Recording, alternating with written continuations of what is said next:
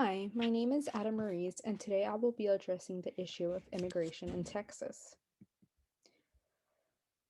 Immigration is an integral part of Texas and has been for years. From 1970 to 1990, 20% of the population growth in Texas was of immigrants and is expected to grow by another 3 million due to migration in the next few years.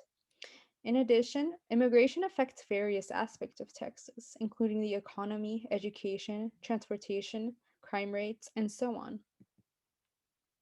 The core challenges surrounding the topic of immigration is an appropriate response to illegal immigration and refugees seeking asylum in the United States. Other core issues include border security, public services, and crime. As a brief introduction, it's significant to realize the mass migration crisis that occurred in 2015, where 65.3 million refugees fled their home countries seeking asylum. This provoked debate in the United States as the states wanted to establish their own policy for refugee assistance. Ultimately, the Refugee Act of 1980 was passed, obligating the president to accept any refugee escaping from persecution. Greg Abbott, the governor of Texas, opposed the resettlement of Syrian refugees in 2015, and thus discussion was stirred within Texas regarding refugee migration.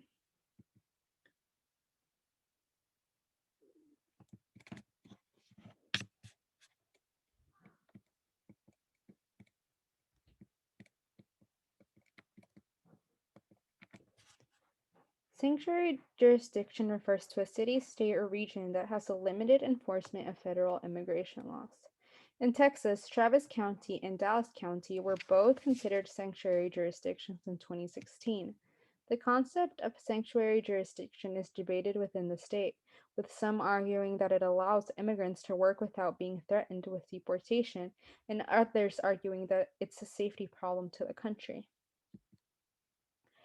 It is no surprise that border security is one of the core issues regarding immigration, especially with Texas's proximity to the US Mexico border. The Trump administration argued that a wall should be built to further maximize security at the border, and many agreed with this policy, believing it was necessary for preventing illegal immigration and terrorism. Public services and crime are two other common issues regarding immigration. According to the Center of Immigration Services, or the CIS, immigrants are creating a net fiscal deficit as the country invests more money in public services for immigrants than what is paid for taxes. These public services range from health insurance to university tuition aid. In regards to crime, though some believe immigrants are responsible for a significant portion of crime in the US, the data of recent years has been inconclusive.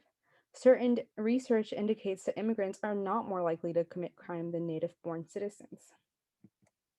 A possible solution to illegal immigration and the controversy surrounding it is through reforming immigration policy and establishing a feasible route to citizenship for undocumented people. It is undeniable that immigrants are an essential part of the economy and the labor force, and 50 to 75% pay federal income taxes. It's necessary for Congress to pass legislation that allows undocumented immigrants to work if certain requirements are met, including a consistent presence, a clean background check, and demonstrated tax pay. This solution will allow undocumented immigrants to continue benefiting the economy in a legal manner and minimize the fear that many undocumented families live in today. Some may criticize this solution, claiming that undocumented people bring crime to the United States and steal jobs from US citizens. Though this argument might arise, it's significant to consider there is little research to support the idea that undocumented immigrants commit more crime than US citizens.